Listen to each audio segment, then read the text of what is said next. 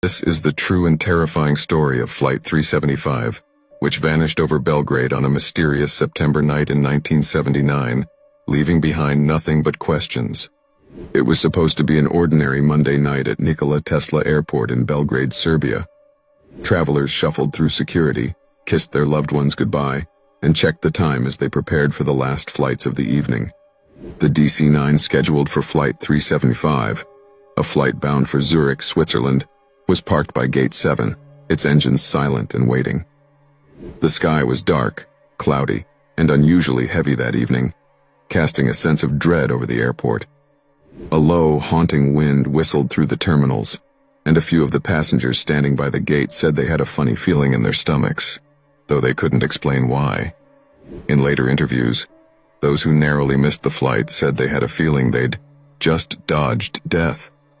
Captain Dusan Pavlovich, a respected pilot with over 2 decades of experience, stood by the gate with his first officer, Emil Kovacevic. The two men laughed over a shared joke as they prepared to board, completely unaware of the horrors that awaited them in the sky that night. Both were seasoned professionals, accustomed to flying in all sorts of weather, and each had a calming presence in the cockpit. This was supposed to be a routine flight, just another night in the life of a pilot. At exactly 10:10 p.m., the boarding call went out. Families gathered, checked their tickets, and hugged loved ones goodbye. Little did they know, these would be their final goodbyes. The passengers took their seats, settling in for the short flight to Zurich, some adjusting their seats, some immediately closing their eyes. A young woman in row 14 looked out the window and, strangely, thought she saw a shadow pass by the edge of the plane's wing, though there was nothing there. The lights flickered briefly as the cabin crew conducted final checks, adding a strange unease to the air.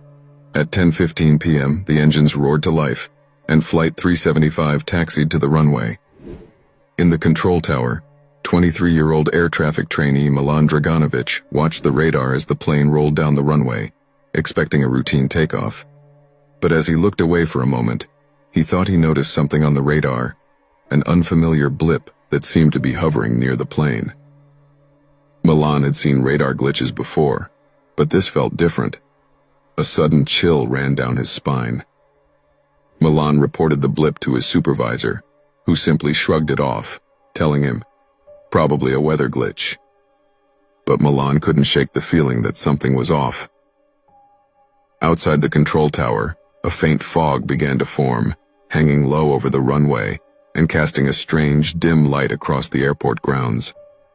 At 10:20 p.m., as the plane began its ascent, Milan watched the radar again. He saw the blip reappear, this time directly above Flight 375. "It's moving," he whispered to himself. He tapped his supervisor, who looked over with a frown. They stared at the screen, unblinking, as the radar showed an odd pattern, 2 dots moving in tandem. Flight 375 and this mysterious blip, dancing in the sky like 2 predators circling each other. Inside the cockpit, Captain Pavlovic tried to make contact with the control tower, but all he received was static. He adjusted the frequency, trying to cut through the interference, but only a low hum filled the cockpit. Emil reached out to check the radio settings, but the noise only grew louder, shifting from a hum to a strange, melodic sound, like chanting from far away. They looked at each other, confused, but dismissed it as interference. Meanwhile, the passengers began to feel uneasy.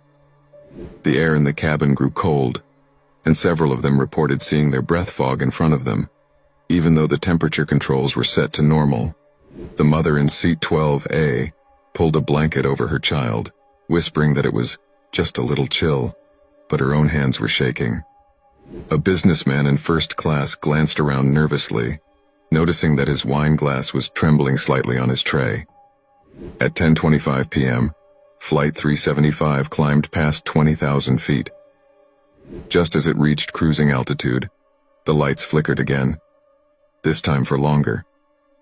They dimmed, then brightened, dimmed again, and stayed out for nearly 15 seconds. In the darkness, several passengers gasped. When the lights came back, some thought they saw shadows flickering at the edge of their vision, ghostly shapes, lingering just long enough to leave a shiver. In the cockpit, Captain Pavlovic noticed something was wrong with the plane's instrumentation. The altimeter spun wildly, showing them at both 20,000 and 35,000 feet at the same time. The radar screen flickered, going in and out, showing strange shapes and signals that neither pilot could interpret.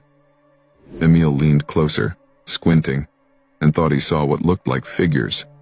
Shadowy forms on the radar screen, shaped almost like people. He blinked, and they vanished.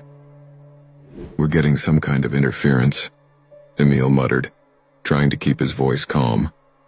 But his hand was trembling as he adjusted the controls.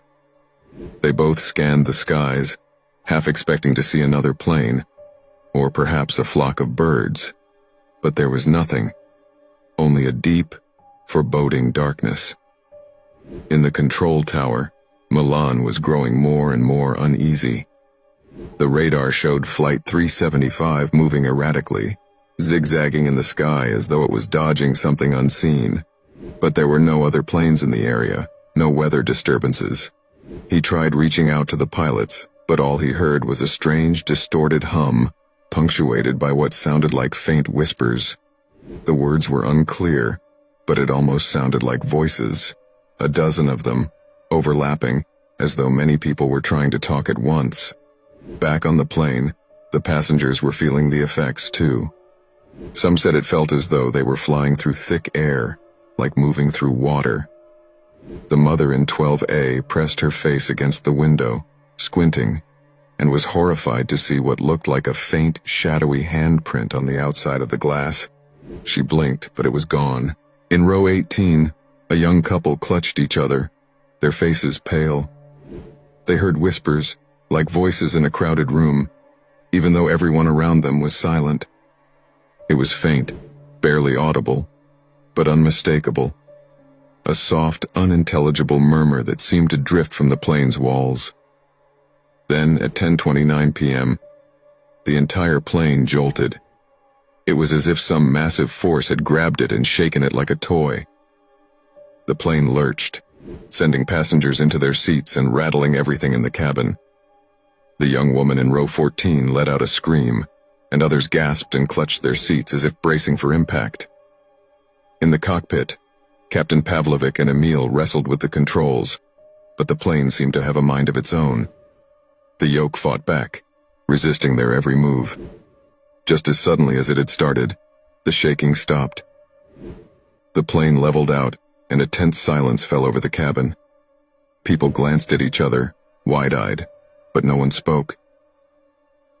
In the cockpit, Captain Pavlovic managed to re-establish radio contact, but instead of the control tower, he heard a strange voice, a deep, guttural tone that he couldn't understand, speaking in a language he didn't recognize. The words were slow, deliberate, and the sound was accompanied by that eerie, melodic hum, now louder and more unsettling. Back in the tower, Milan watched in terror as the blip representing Flight 375 flatlined on the radar screen. The plane's signal vanished, leaving only static and silence. He tried the radio again, but all he heard was that strange, low hum. He glanced at his supervisor, who was equally baffled, but there was nothing they could do. The radar screen showed nothing. The plane was gone. Panic ensued in the airport. Family members crowded around the terminal, demanding answers. Officials scrambled, attempting to piece together what had happened. But there was no wreckage, no black box, and no distress call. It was as if Flight 375 had simply vanished into thin air. For months, investigators searched for clues, but there was nothing. Conspiracy theories flourished. Some believed the plane had flown into an interdimensional rift, while others thought it had been abducted by extraterrestrials. Some claimed that a government experiment had gone horribly wrong, while a few locals whispered that the airport was cursed, that it had been built on haunted ground, and the spirits had taken the plane as retribution. As the years wore on, the mystery of Flight 375 grew into one of the most legendary tales in Serbian history. People whispered about it in dimly lit bars, and the stories varied wildly, from government cover-ups to paranormal conspiracies. But among the locals who worked at Nikola Tesla Airport, the myth of Flight 375 wasn't just a story. It was a chilling reality they could feel in the air. Then, in 1989, a full decade after Flight 375 disappeared, something strange happened. It was a foggy autumn night, and the airport was nearly deserted. The late-night shifts at Nikola Tesla Airport were always quiet, with only a skeleton crew to manage the last flights. Milan Draganovic, who had been an air traffic trainee on that fateful night in 1979, was now a seasoned air traffic controller. He was the only one in the tower when he noticed a faint blip on the radar, a blip that wasn't supposed to be there. It hovered for a moment, then began moving steadily toward the airport. Milan's blood ran cold. The blip was in the exact same airspace where Flight 375 had vanished 10 years before. He called out on the radio, his voice trembling.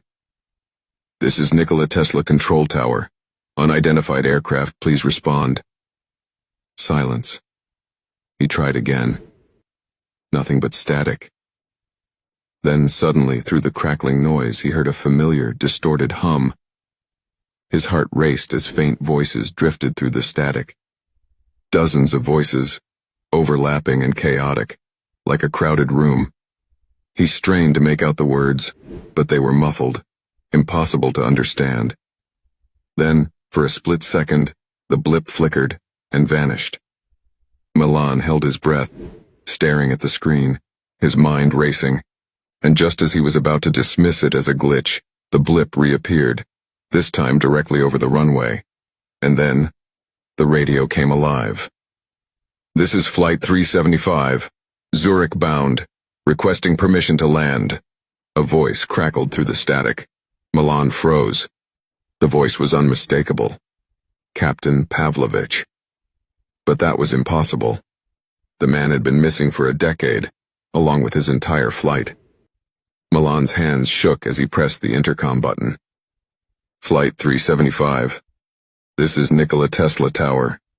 You're cleared to land," he said, his voice barely above a whisper. Outside, on the fog-covered runway, the ground crew squinted into the haze. A faint glow appeared in the mist, slowly taking the shape of a plane. The workers watched, speechless, as the outline of a DC-9 emerged, its lights flickering dimly, casting an otherworldly glow through the fog. The plane's landing gear lowered, and it glided down, touching the runway with an eerie silence. It was as if the plane was drifting, weightless, in slow motion. The ground crew approached, hearts pounding, as the cabin door creaked open. They expected to see terrified passengers, or perhaps bodies. But what they found was even stranger. The seats were empty. The plane was completely devoid of passengers or crew. The cockpit was silent, the instruments dark. A thick layer of dust covered every surface, as though the plane had been sitting, untouched, for years. On the floor, a few personal items lay scattered. A child's toy, a pair of reading glasses, a leather-bound journal. But there were no signs of life. Yet, as Milan watched from the tower, a final message crackled over the radio. "We made it. We're home." Captain Pavlovich's voice echoed, hollow and faint. And then, silence. The plane was towed into a hangar, where investigators combed through every inch, desperate to find answers. But no clues were uncovered. No records, no black box, nothing to explain how Flight 375 had reappeared. And as mysteriously as it had returned, the plane itself vanished again the next morning. The hangar was empty, with only dust left in its place. To this day, no one knows what happened to Flight 375. It remains an unsolved mystery, a ghost story that haunts the airport. Some say the plane is trapped in another dimension, caught between worlds, forever trying to find its way home. Others believe it's a warning, a reminder that there are places in the skies we don't understand, places that might reach out and pull us in. And on foggy nights, the workers at Nikola Tesla Airport still report hearing voices over the radio, a faint hum, a whisper of laughter, the sound of children. They say it's Flight 375, trying once more to land, drifting eternally through the clouds, forever lost between worlds.